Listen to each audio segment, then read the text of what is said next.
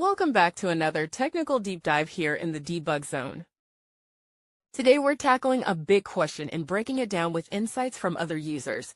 Hopefully this clears up some misconceptions and helps you get the answer you need. So buckle up, stay a little curious, and let's jump right in.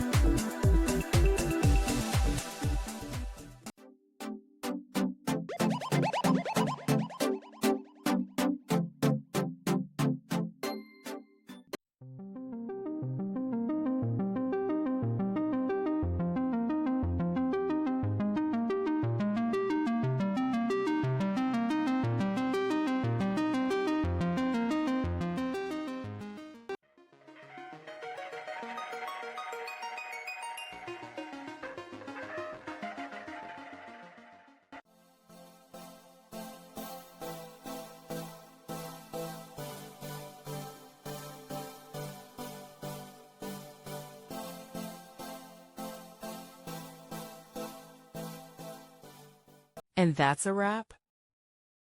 I hope you found the answer you were looking for. If you did, take a second to hit that subscribe button. It really helps out. And let me know in the comments which solution worked best for you. See you next time in the debug zone.